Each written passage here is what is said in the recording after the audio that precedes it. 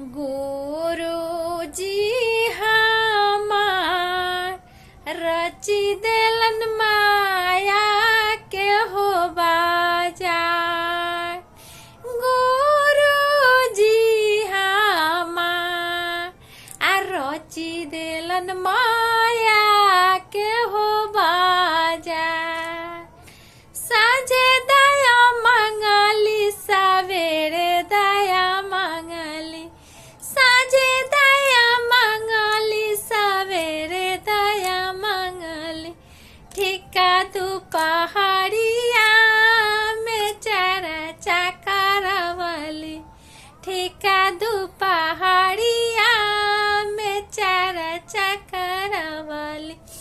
गुरुजी हमार हो गुरुजी हमार रची देलन माया